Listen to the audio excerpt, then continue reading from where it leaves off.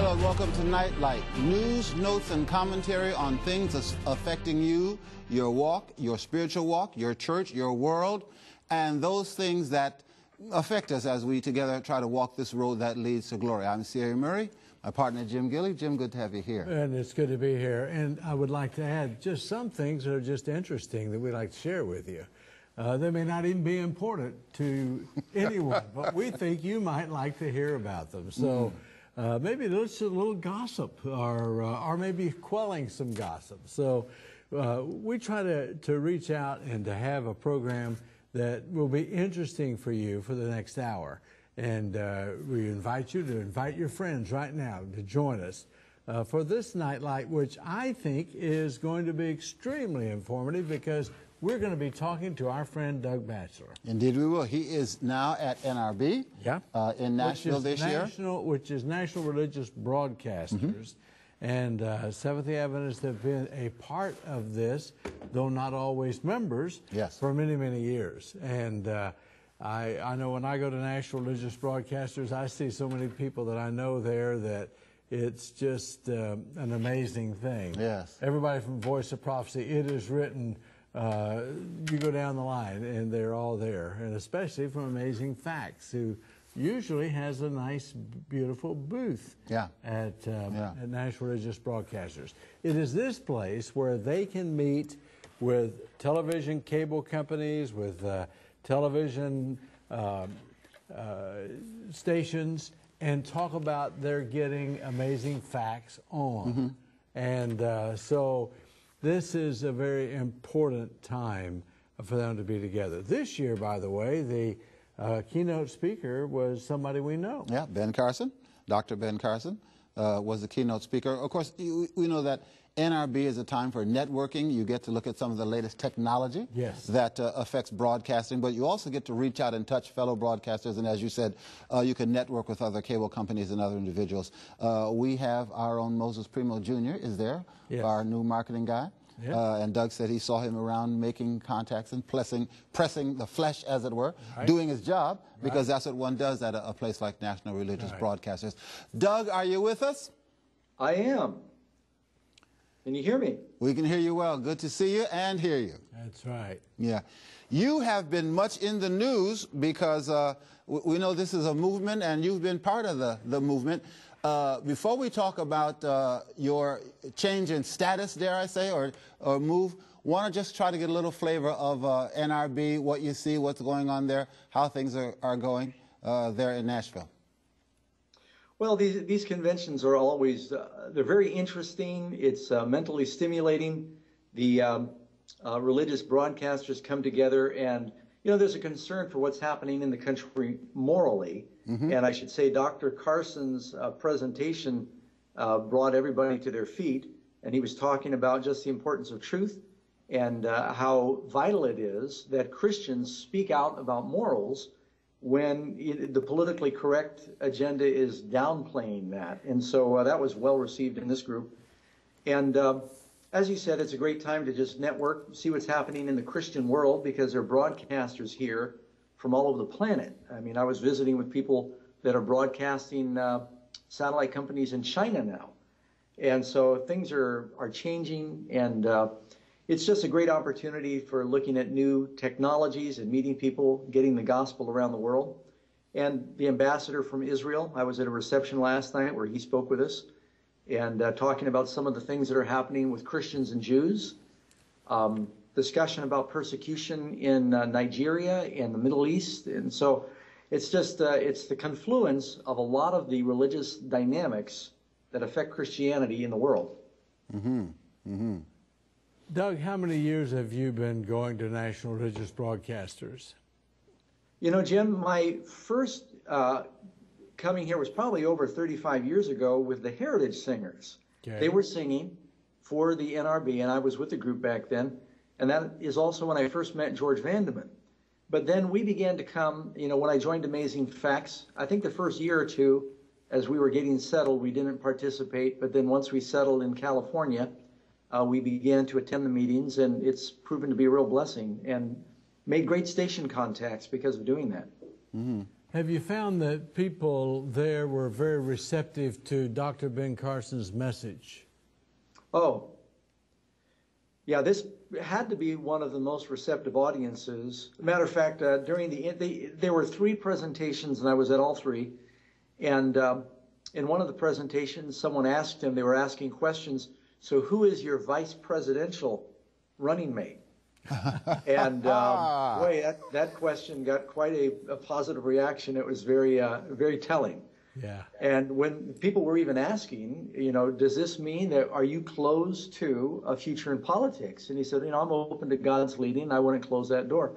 So a number of people kind of read into this that he may invite, you know, God's opening some political aspirations there. So it was very interesting. Well received, very well received. You know, Doug, the homosexual agenda has been very strongly presented.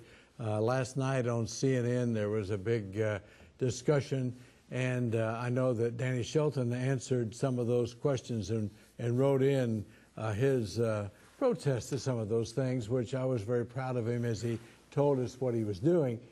I was wondering, was the mention of gay marriage, was that discussed there by anyone, or particularly by Dr. Ben Carson? Yes and yes. It is, of course, a cultural tsunami that is sweeping through the country. You know, as recently in the last few weeks, cases were decided in Utah and Oklahoma where they would not support the regular traditional marriage in favor of same-sex marriage. And those are 2 very conservative states.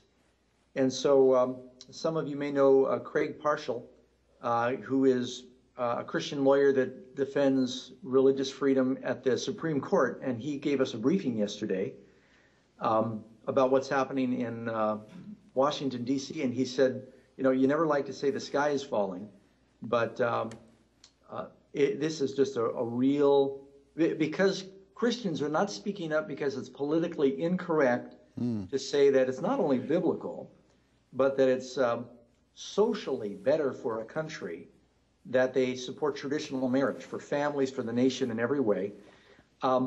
Because that's so politically volatile, people are afraid to mention it. And Dr. Carson talked about it and was very clear. You know, Doug, there's something going on in our country where those who are, say, for gay marriage can say anything in the world that they want to say about or against those who stand for the biblical and the traditional marriage. However, the reverse is not true. If you are for, and they talk about freedom to do this, freedom to do that, but if you are for traditional marriage and you're for the biblical principles, then you don't have the right to say that. Have you noticed this and this dynamic that seems to be, it's maddening because it's very difficult to handle? Yes, it's a one-sided kind of freedom of speech that's being talked about, and the intolerance is really against it. There is no tolerance for those who insist that marriage definition should not be changed. And one of the things that was addressed in the presidential briefing yesterday was these cases across the country with bakers that refused to put 2 men on top of the wedding cake and got sued, or Christian photographers that said they didn't feel comfortable doing a photo shoot of a gay wedding, and a flower shop, similar situation. And so there's a lot of intimidation that's coming down against people who say, look, I just want to have my values in my business. And then, of course, Hobby Lobby, their case is probably going to go to the Supreme Court, that they don't want to pay for abortion for their employees. They say that's against their convictions. Right. So it is really a one-sided issue. And I think that what you're seeing in Europe, where people can be arrested for hate speech, I think that kind of extreme is making its way to our shores. Right. I agree with you. Yeah. And what's amazing is when you just mentioned that these caterers did not want to put two men on a wedding cake. Now, if perchance the things were changed around, and there was something involving a heterosexual marriage or something that a gay couple was upset about, they could refuse to do that, refuse to cater. Say, for instance, that you were having something at your church and they knew of your position. They could, and they were called and asked to cater the event. They could refuse to do that because of your position, and they would be totally fined and cleared and covered by the law. But the reverse is not true. And something has to happen for there to be, real, genuine truth being handled in this type of thing. Yeah, I believe that, and this is one of the things that is a core message here at NRB among the different Christian broadcasters, and I could name a number of the leaders who are here right now, is that Christians need to raise their voice on the basic morals that we agree with, that we need to stand up for things like marriage and family. And because sometimes when good people say nothing, the only voice that's heard is that of the wicked. That's right. Yeah. And so we do need to speak up. Yeah. Doug, I just want to ask you a quick question to weigh in on something. Why you believe, as a participator in NRB, that it is necessary for Adventists to present themselves at these kinds of gatherings. Now, of course, some of the faith-based groups that are there hold different doctrinal tenets than we do, and some diametrically opposed to what we do. Yet, obviously, you believe there is import to be at these kinds of things. We do too, because we've got personnel on the ground there. So for someone who's saying, well, why are we there? Why would we even bother going and joining our voices or uniting at a convention of this nature? How would you respond to that assertion? I think this is one of the most important and exciting things that we participate in each year, because all the people here, I've been coming for several years, they know who we are. We make no bones about being Seventh-day Adventists. They know what we believe. And it's given me an opportunity to share the peculiars of our faith. And this is why Dr. Carson would come, because what a great opportunity to share who you are.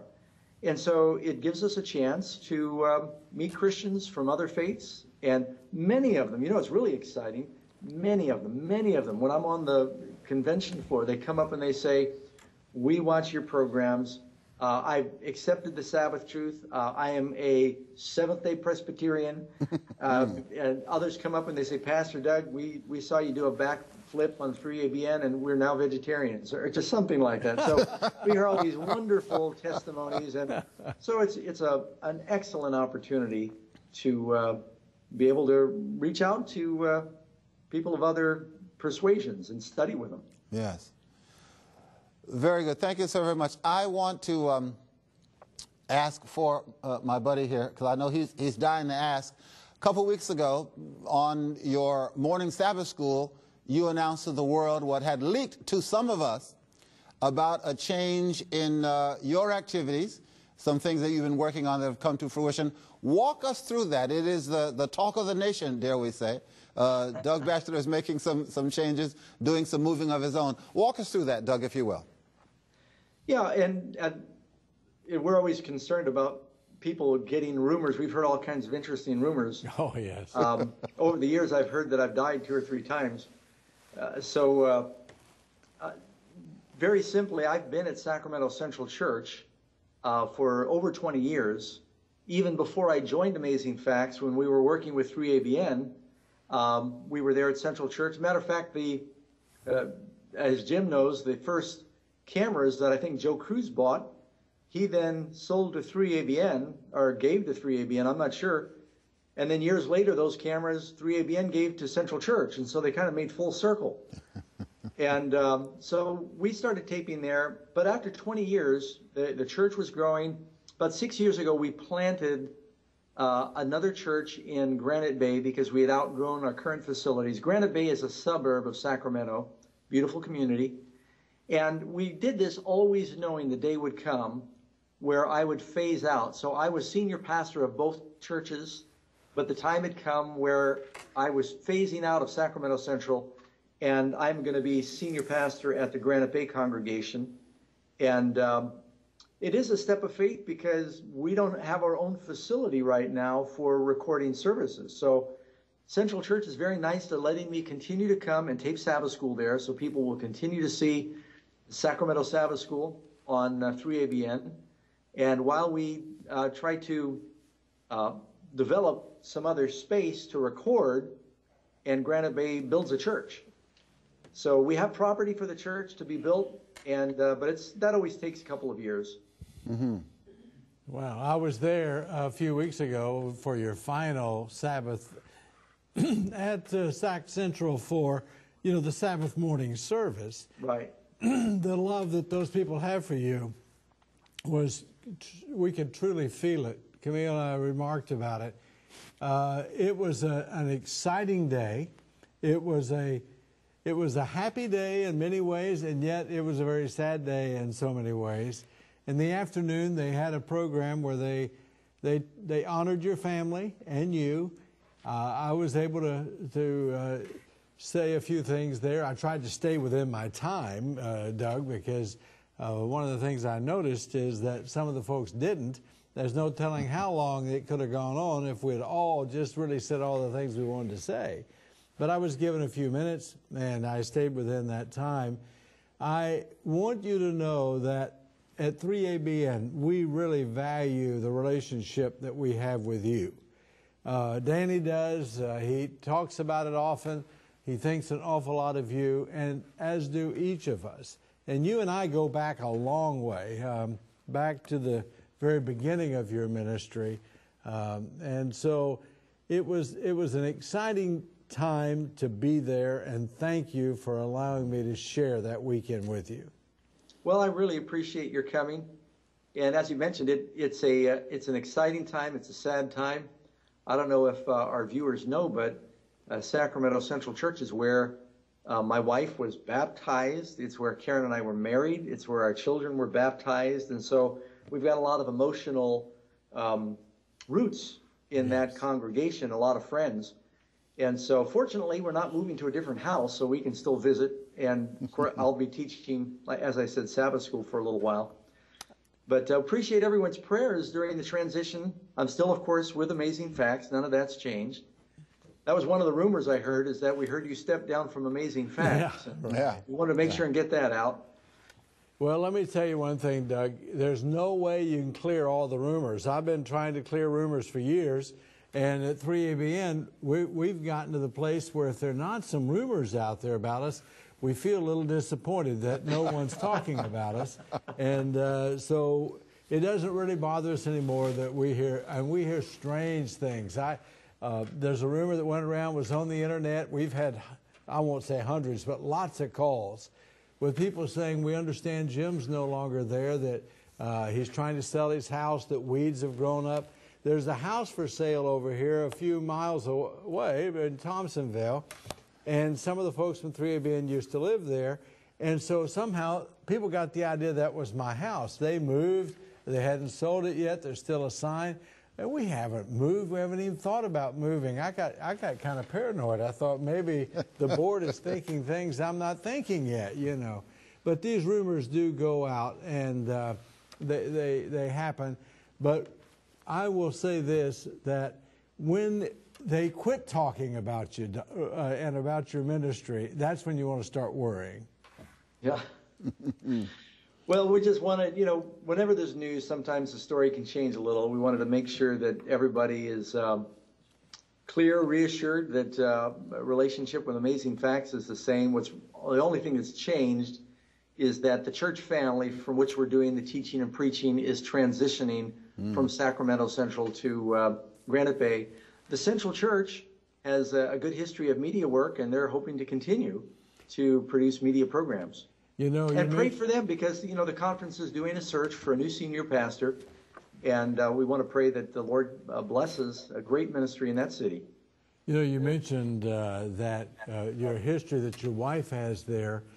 her family history goes back to 1927, I believe, in that That's church right. when her grandfather, was it her grandfather, became a member, and then he was out doing witnessing, and he found his bride-to-be, and they were married in that area with that congregation, maybe not that building, and so you've got this history in that church all the way back. Her mom was born not in the church, but born there. As her folks were members, and she became a member there and was baptized there. Then Karen was baptized, and then, as you mentioned, the rest of the family. So you have a long history, and that was pretty evident when we were there. We were excited about all the different things that they shared with us on that day. By the way, that was a beautiful day. I don't know if you plan to ever televise any of that, put it out on Amazing Facts or on the air some way or something, but that was an amazing service. Your sermon that morning, I guess, will go out, but then that afternoon service was just an exceptional service. Yeah, the people said some very, very kind things, and it was very heart-touching. Again, we appreciate your coming. That made it very special. And all that 3ABN is doing to get the gospel out. Amen. Doug, just wanted to establish again, Sabbath school, as taught by Doug Batchelor, is not a thing of the past. That will continue. Yes? That's correct. All right. Yeah, and we're going to continue to rotate with our associates at Central Church when I'm out of town, like this last weekend. I was preaching here in Madison, Tennessee. And so in a couple of weeks, you'll have probably one of the associate pastors from Central, as we always have done. Mm-hmm. When I'm there, they let me teach, and when I'm not, we have other good teachers. Very good. Thank you so much for blowing away some of the smoke. We were getting a little nervous. We thought you had departed from the faith or something, but it's just it's part of the movement of the church and the growth of the church, and we're happy for you to get this new baby off the ground, and obviously it's alive and kicking and running well, and we're looking for great things from the new church. You know, Doug, you've got this Granite Bay Church going.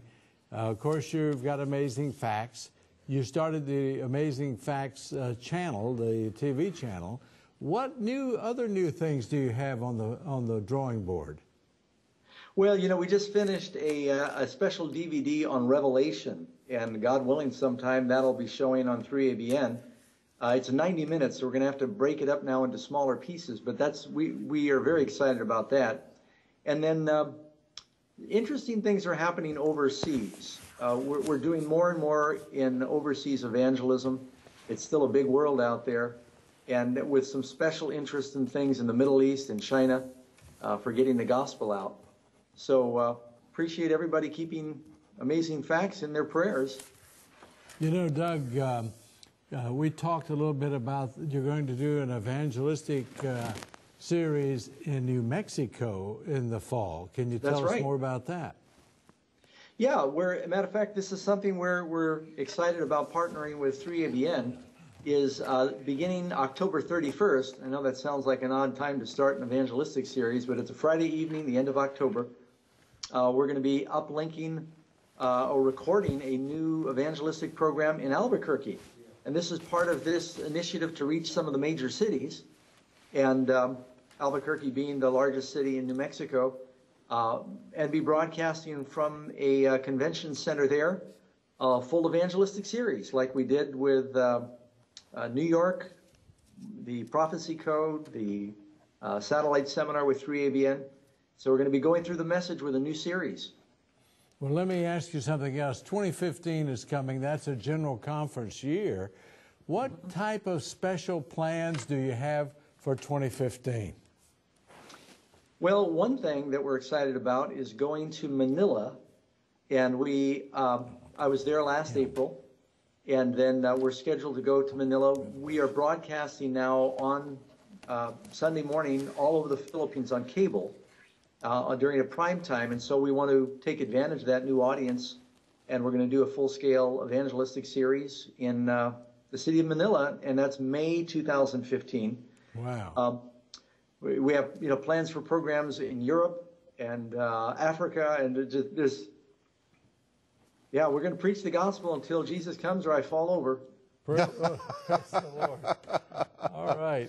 So the rate we're going, I'm going to fall over. It is always great talking with you, man. We wish you Godspeed and the very best in the changeover, which has actually taken place. But we know the Lord, the hand of the Lord is on this and in this, and He will continue to work for you, with you, to you, and through you. And you've got our prayers and our support. Absolutely. Thank you so much, CA and Jim. We appreciate it. All right. God bless you. We know this new challenge. I've been involved with some new challenges before, and they add a lot of excitement and thrill to your life and to your ministry. And so we want to have a little prayer for you right now. Please. And I'm going to ask CA to pray and ask the Lord's special blessing on you and on your continued ministry.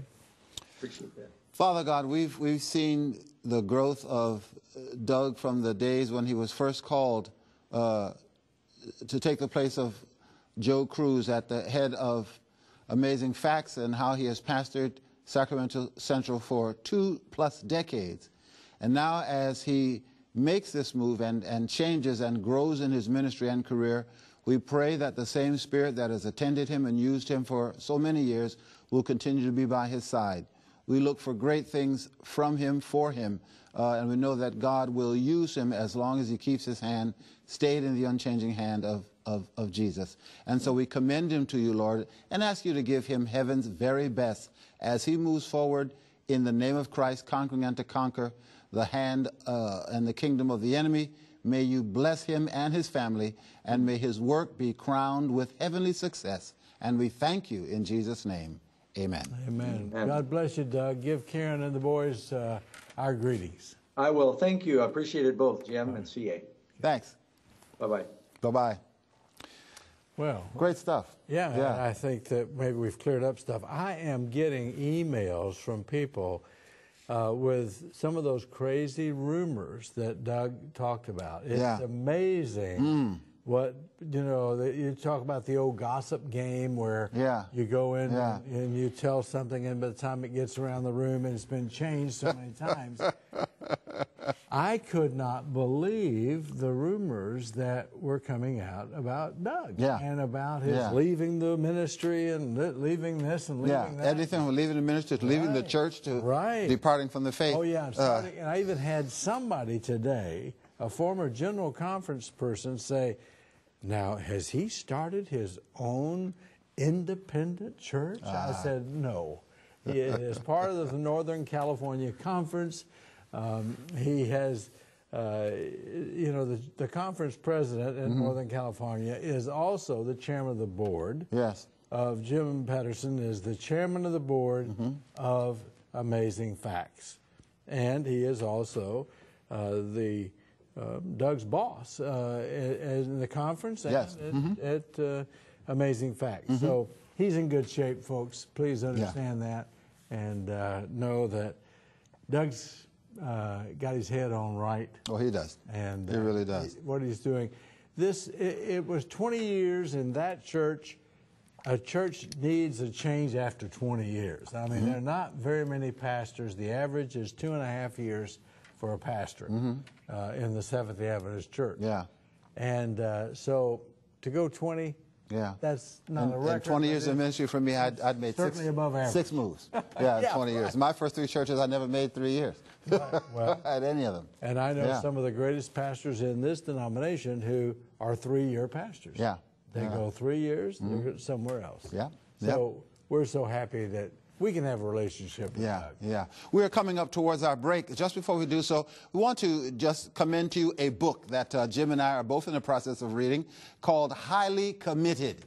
It is a story written by DeWitt Williams of the Wilson family. This goes back several generations. Really a wonderful book. I became aware of this when you told me about this, Jim. We are going to try to have DeWitt S. Williams, who is the author of this book, with us on a future Nightlight. But we just want to make you aware of this before our break. We're going to take our little break, and then we'll be back with the second half. We've got a number of stories for you, some interesting things that you'll want to be aware of. So come on back in 1 minute. All right.